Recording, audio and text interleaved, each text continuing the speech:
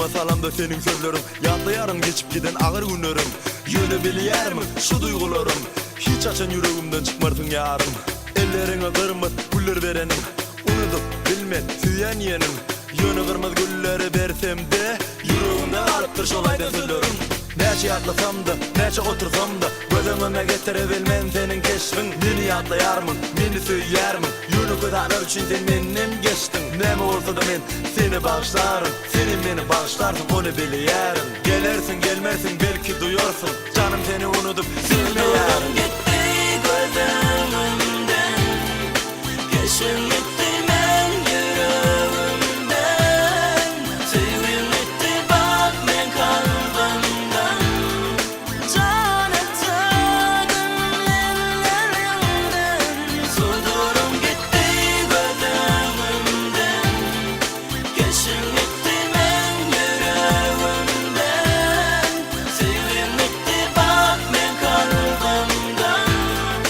Can ettim ellerimden.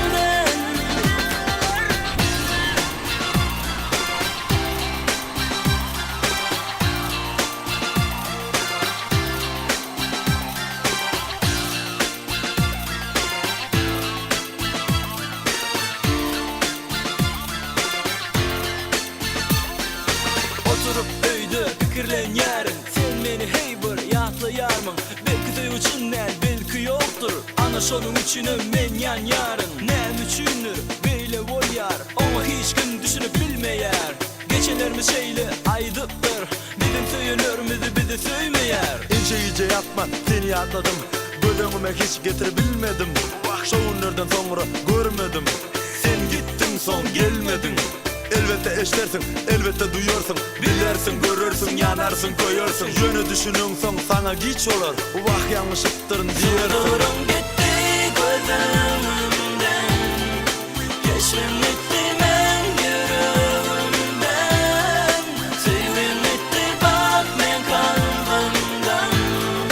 Can ettim ellerimden.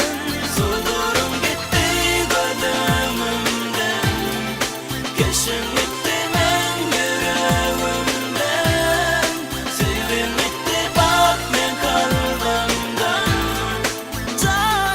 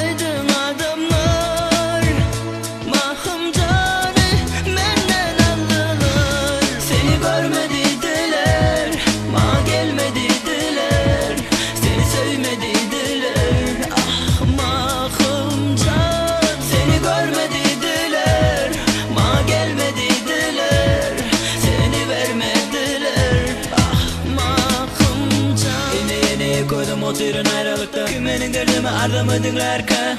Derdim ağır duydum bir bayın kıydını. Aydayın doktorum bana düşünürüm ka. Yeni şeyle kıynıken söydüm bayın kıydını. Akıl kuşum bir daha ettirdinler bunun sözünü. Bana ne biçin öldürmedik ka ödünü. Yöne yalan olur sevgilim sana